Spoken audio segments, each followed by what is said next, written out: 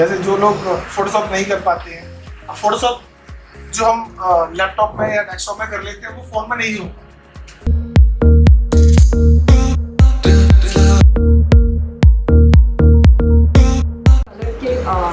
Reflections पे ही पूरा वो पेंटिंग का बनता है। यस डेप्थ तभी आता है। तो मुझे जो लाइट यूज करनी है वो फ्लैट लाइट नहीं यूज करनी, वो हमें आर्टिस्टिक लाइट यूज करनी है। लेकिन जो रिफ्लेक्टिंग जो लाइट्स होती है हमें वो डालना है। तो ये पिक्चर देखो जिसमें फ्लैट लाइट है वो फ्लैट होगी, लेकिन जब हम उसी लाइट्स को जो हम डिफरेंट वे में यूज करते हैं तो वो आर्ट बन जाती है।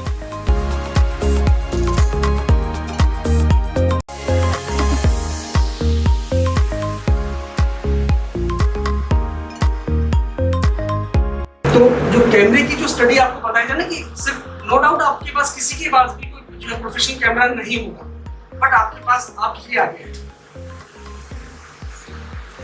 DSLR नहीं है। सिर्फ कैमरे की अगर बेसिक परिभाषा भी अगर मैं आपको समझाऊं बेटा, तो ये भी कैमरा आपको एक अच्छी क्लिक दे सकता है अगर आपकी कंपोजिशन पावर बहुत अच्छी है। ट्रिपॉइड मैंने पहली बार वही देखा, पहली बार ही used it. He was a great photographer. Now tell me, the person who used 35 years old where there was nothing called digital, and now doesn't there accept more appreciation and respect of what they have done without anything? But I find today it's more refined because they have technology. So that way I am a bit biased. क्योंकि black and white जो आपको देता है ना, colour सिर्फ आपको cool warm feel करा सकता है, आपको अट्रैक्ट कर सकता है, बट ब्लैक एंड व्हाइट आपको ना मतलब वाव वाली जो चीज आती है वो सिर्फ ब्लैक एंड व्हाइट से आती है। 1940 से पहले सारा ब्लैक एंड व्हाइट था, Right. है ना? It was very recent when he started using it. Color was new to it. So now most of the photograph doesn't have that kind of good color. Learning हो जाते हैं कुछ समय के बाद, fading में आने लगते हैं। जो कि आज में इतनी अच्छी उसकी वो लेआउट्स होते हैं, चलती है फोटोग्राफ्स।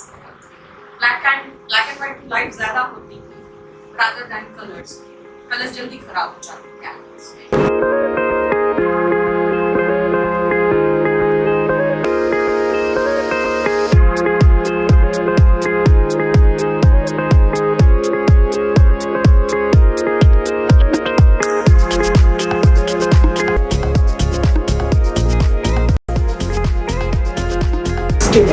बेसलाइन, जो कि आप अपने ड्राइंग में भी सबसे पहले आप एक फ्रेम बनाते हैं, मींस टेप लगाओ कुछ भी लगाओ, आपका एक फ्रेम बनता है।